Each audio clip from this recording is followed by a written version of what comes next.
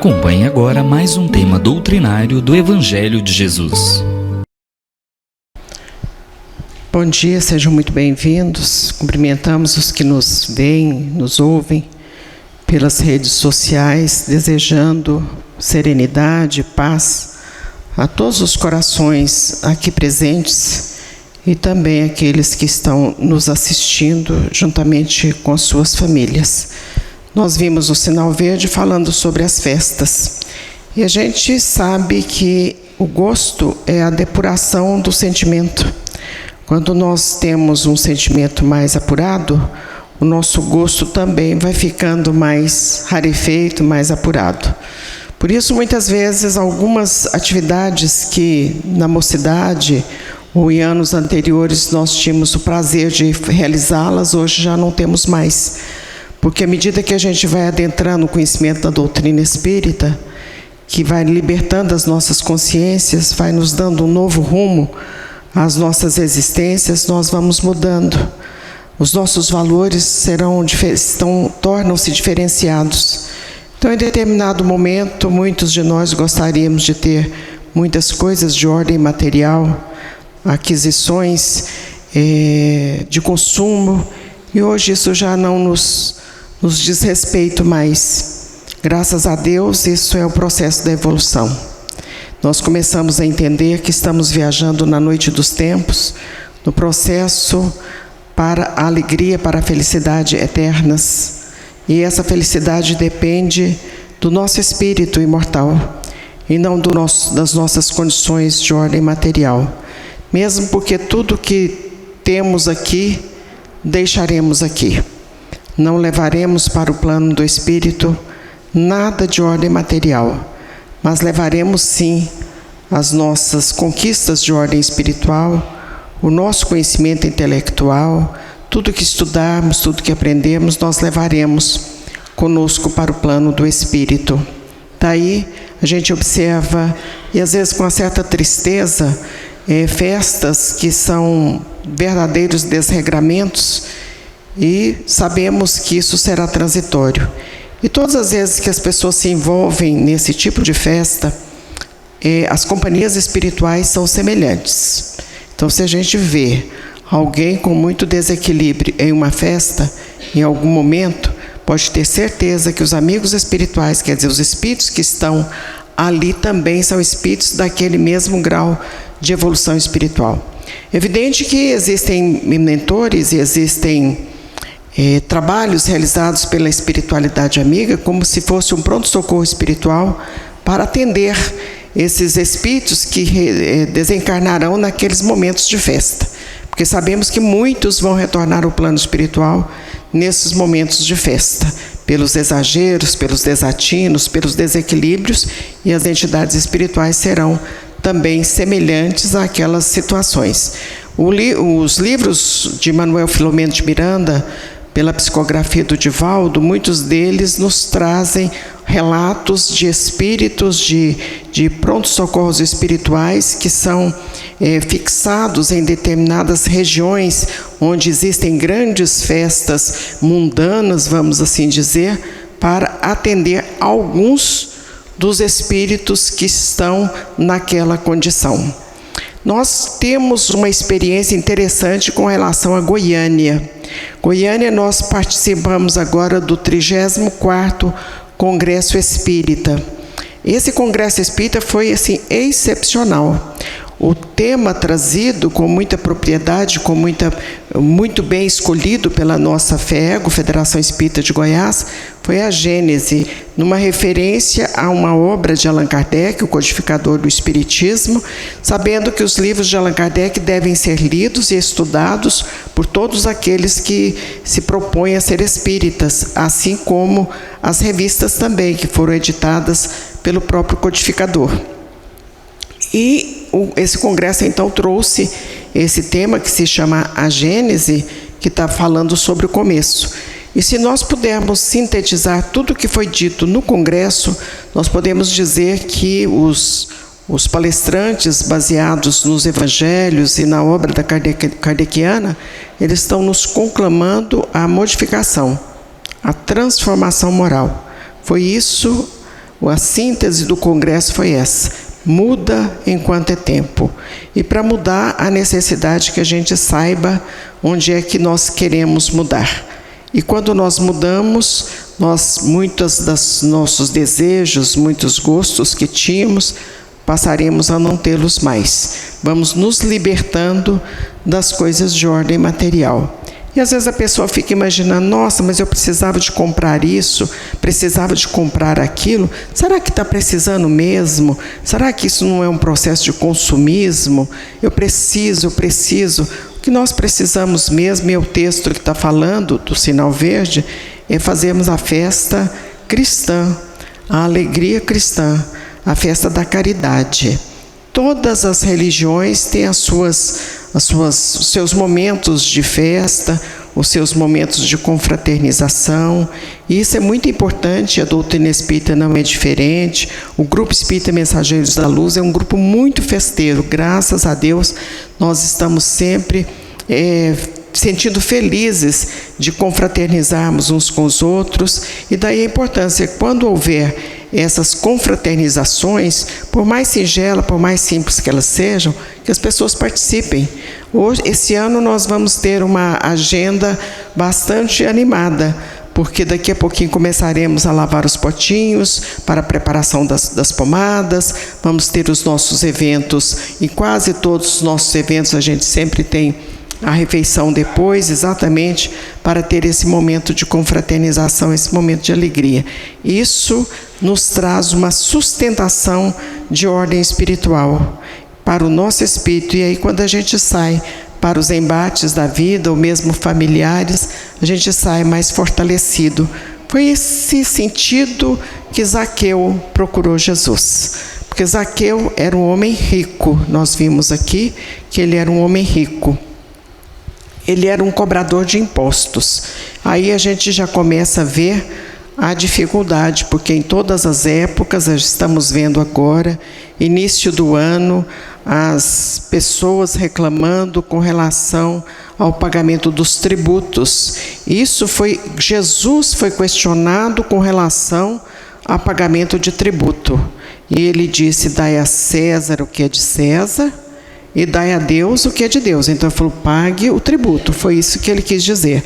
Aí muitos vão dizer assim: nossa, mas a gente paga o tributo e ele é mal direcionado. Não é problema daquele que pagou. É problema daquele que está administrando esse tributo. E a lei da ação e da reação, da causa e do efeito, os procedimentos reencarnatórios acertarão essas contas no momento oportuno, no momento aprazado. Então ele era um homem rico, e aí tinha um detalhe com relação aos impostos. Lá nesse período, o imposto era encaminhado para Roma. Portanto, eles trabalhavam, pagavam os impostos iam para a capital do império, para Roma, e sabe Deus o que fariam com esse dinheiro.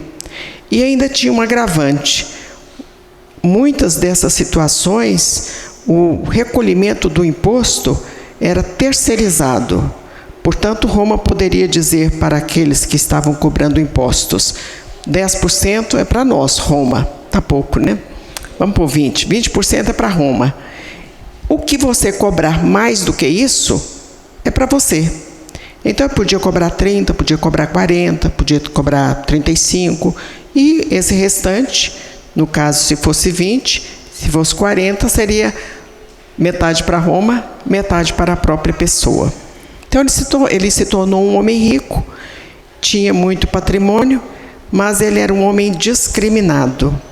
Discriminação é alguma coisa tão perniciosa que hoje nós estamos vendo campanhas aí na mídia com relação às questões da discriminação. Porque quando a gente lê ou profere a oração do Pai Nosso, nós vamos ver que Jesus disse que Deus era Pai de todos. Portanto, ele vai ser pai do muçulmano, ele vai ser pai do judeu, do ateu, do umbandista, do espírita, do evangélico, do católico, do cristão, de um modo geral. Ele vai ser pai de todos. Daquele que é mais bonito, aquele que tem uma opção sexual diferenciada, enfim, pai de todos. Daquele que tem a cor da pele diferente, pai de todos. Mas, pelo próprio processo da evolução, as pessoas não entendem assim. E aí discriminam alguns por algum motivo. Estão sendo discriminados. Ele se sentia discriminado ali naquela região. Morava na cidade de Jericó. A cidade de Jericó hoje ela pertence ao comando palestino. Ela não faz parte de Israel, assim como Belém também está sob a autoridade palestina. E ficou sabendo que havia um cego que havia se curado. Jesus, passando por ali, curou um cego. E ele falou, nossa, mas que coisa interessante, né? Se ele curou um cego, que é uma coisa muito difícil, ele pode me trazer serenidade, ele pode me trazer paz. Então foi por isso que ele foi motivado a procurar Jesus, porque ele queria paz. E paz não se compra, porque se paz se comprasse, as pessoas milionárias, todas elas teriam paz na sua consciência. E a gente está vendo muitos e muitos milionários num total desequilíbrio, num total sofrimento, porque com todo o dinheiro que tiverem, não conseguirão comprar paz. Muitos não conseguirão comprar nem sequer a própria liberdade, a liberdade física. E aí ele falou assim, nossa, mas então se ele cura cegos, e aí ficou sabendo mais, cura leprosos, eu vou falar com esse Jesus de Nazaré. Então o ânimos, a vontade foi dele. O Emmanuel fala num livro que se chama Pensamento e Vida, que se nós dividíssemos o nosso cérebro em departamentos, teria o departamento da memória, o departamento da inteligência. De todos, o mais destacado, nas palavras de Emmanuel, nesse livro que se chama Pensamento e Vida, é o departamento da vontade. Porque quando nós fazemos, queremos, nós realizamos. Muitas vezes a gente fica naquela dúvida, vou ou não vou, faço ou não faço. Mas no momento que a gente decide, a gente consegue fazer. Por isso tem um provérbio árabe que diz que o primeiro passo dado é metade do caminho andado. Quando a gente quer estudar para o concurso, a gente fica, será que eu faço o concurso? Mas a apostila é cara, mas a inscrição para o concurso também é. Não, mas eu vou pedir alguém para me ajudar a comprar essa apostila, eu vou pedir alguém para me ajudar a pagar a inscrição. Eu estou com vontade e eu vou estudar e vou passar. Pode ter certeza que essa pessoa vai conseguir êxito naquilo que ela está se propondo. Pode não passar da primeira vez, e nós temos muitos concursados aqui que certamente não passaram da primeira vez, mas não é o caso de desanimar, vai prestar de novo, até que uma hora conseguem passar. Então esta é a vontade, e foi a vontade que Zaqueu teve de ter paz. Ficando sabendo que esses outros tinham conseguido aquilo que eles almejavam, ele foi à procura de Jesus. E nós sabemos em todos os textos evangélicos que por onde Jesus passava, a multidão ia junto. A multidão ia junto porque as pessoas estavam sofrendo. Eram grandes as aflições, como são grandes as aflições até hoje. Há muitos anos, um professor nos disse assim, se você escrever na porta da sua casa, resolve esse problema, o mundo inteirinho vai lá para a porta da sua casa. Resolve esse problema, todo mundo vai para a porta da sua casa. E a gente observa isso muitas vezes até dentro da própria doutrina espírita, que a pessoa fala assim, olha, eu estive aqui no centro, mas eu fui no outro, não resolveu o problema. E nós lamentamos dizer, não vai resolver mesmo. Porque não é a frequência, o centro espírita que vai resolver, pode ajudar. Porque muitas vezes a gente está realmente com espíritos que precisam ser encaminhados. É o despertar dentro da casa espírita pode ajudar.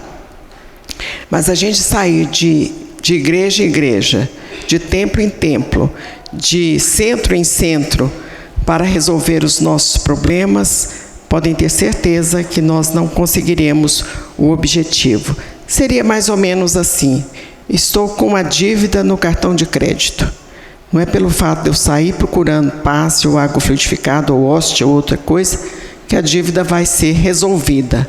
A dívida só será resolvida quando eu pegar o meu cartão, o extrato do que eu gastei, epa, aqui eu tenho que parar.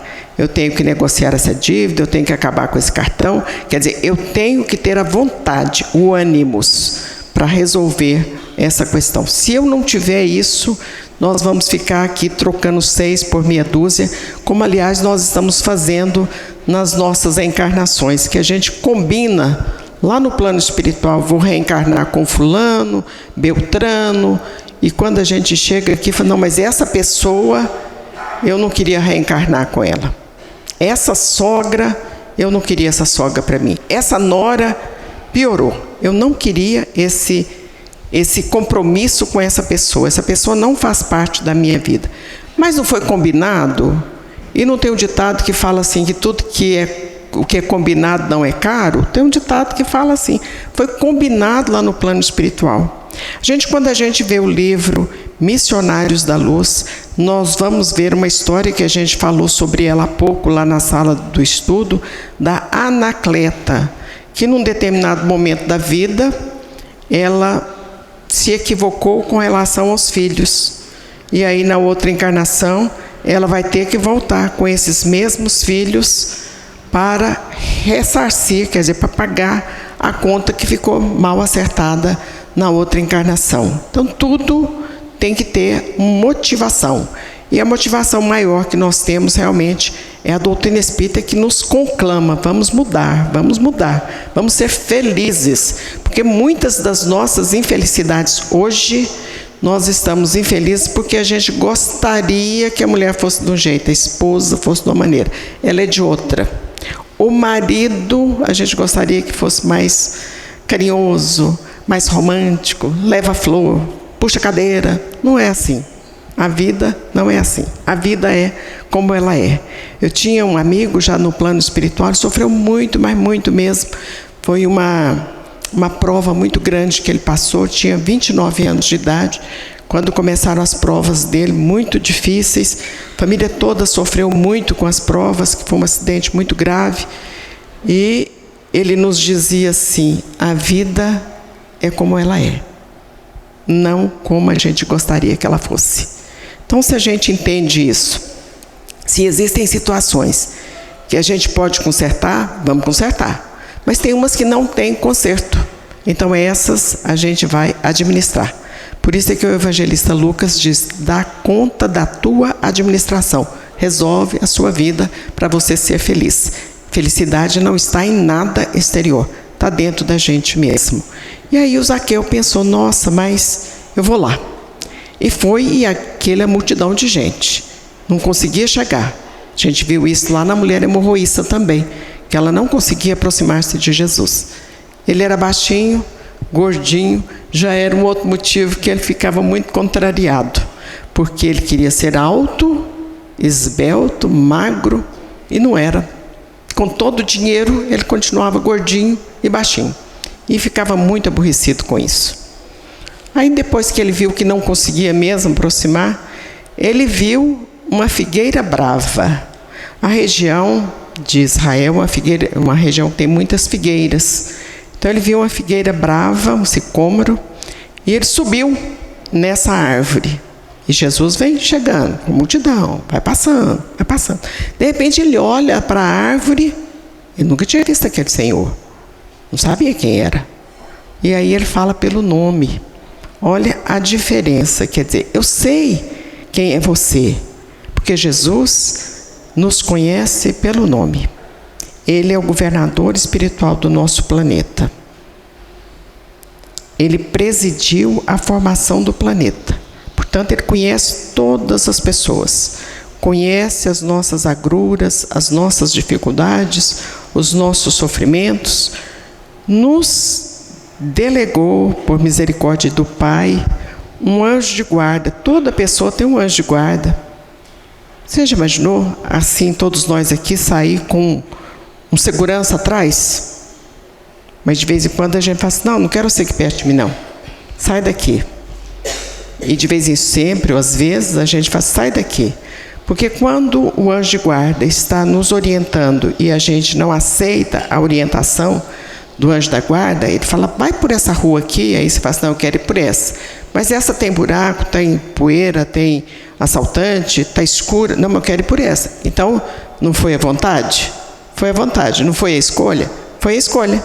Então, o anjo está falando uma coisa, mas a gente quer fazer outra.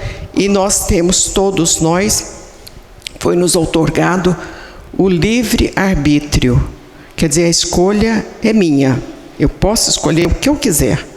Mas também eu me comprometo pelas próprias leis de ação e reação a cumprir aquilo que eu, de alguma maneira, cometi, algum delito que eu tenha cometido. Então, a escolha é minha, mas a consequência da escolha, evidentemente, que eu terei que cumpri-la, que terei que atender à consequência dessa minha escolha.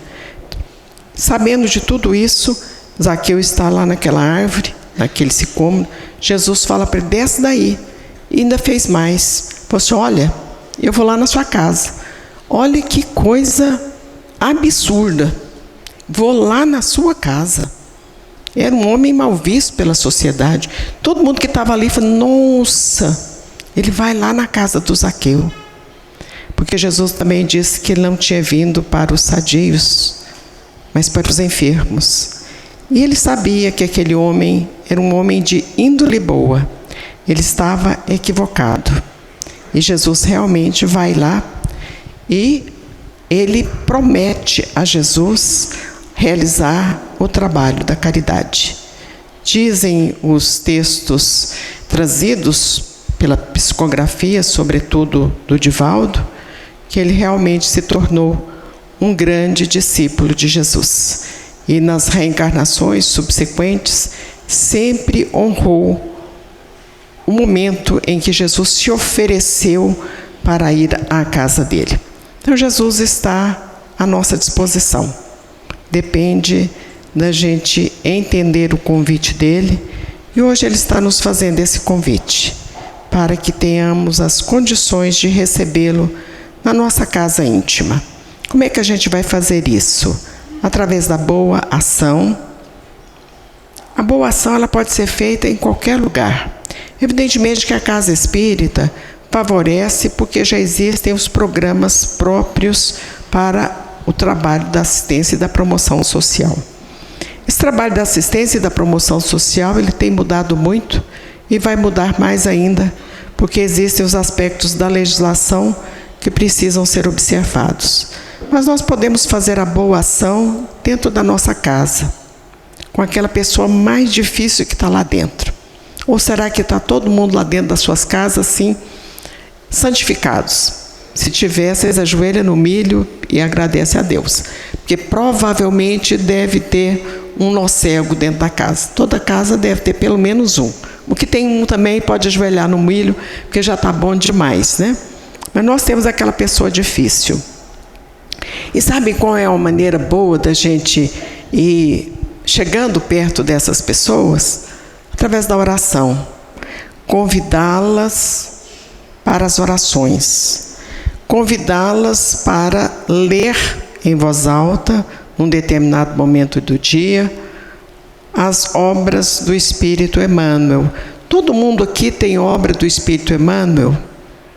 Vinha de Luz, Palavras de Vida Eterna, Fonte Viva, Pão Nosso. Os que não tiverem, mas que tiverem facilidade com a internet, vocês poderão conseguir qualquer mensagem que queiram. E vão lá e vão colocar, por exemplo, Emmanuel, mensagem sobre paz. Aperta lá e daí a pouquinho vai aparecer muitas e muitas mensagens do Emmanuel sobre paz. Emmanuel, saúde, vai aparecer muitas mensagens dele sobre saúde. Então nós temos que convidar as pessoas, sem sermos evasivos, sem sermos arrogantes, para que elas agreguem ao trabalho que estamos propondo realizar dentro da nossa casa, de levar harmonia e paz para a nossa família. Porque todas as problemáticas da sociedade, elas iniciaram ali na família. Isso é princípio da doutrina espírita, da psicologia forense. Qualquer lugar a gente vai ver que todos os problemas vão começar no lar. Então, a importância da gente ter um lar equilibrado. Só que para equilibrar esse lar, muitas vezes, muitos de nós temos que fazer um esforço enorme. Mas eu posso garantir que vale a pena. Porque aí, daí a pouquinho, as pessoas começam a chegar e vão observar o seguinte: conversam, daqui a pouquinho fala assim: vamos fazer oração? Porque eu quero ir embora. Mas ninguém chamou para rezar, ninguém falou nada. Aí já pega o livro, já lê o livro, já faz a oração para ir embora. Vocês imaginam a vantagem com relação a esse lar, com relação aos demais lares. A bênção que esse lar está recebendo com essas leituras desses livros, porque nós estamos atraindo os espíritos benfeitores. E aí nós estamos irradiando paz para a nossa casa, e essa paz vai refletir na sociedade. De igual maneira também dentro da casa espírita. Nós tivemos, nesse período de carnaval, um encontro com o Divaldo, um encontro com algumas pessoas do movimento espírita, e ele nos conclamou a todos a sermos mais fraternos uns com os outros, os espíritas mais fraternos uns com os outros. Nós somos poucos, não sabemos quanto tempo ficaremos aqui. Muitos dos que começaram conosco já não estão aqui mais, pelo menos fisicamente já não estão mais. A gente não sabe quanto tempo ficará, mas o importante é que o tempo que for, que a gente faça o melhor de nós. Procuremos Jesus e Ele virá ao nosso encontro como Ele foi ao encontro de Zaqueu. Que Ele nos abençoe, muita paz. Zé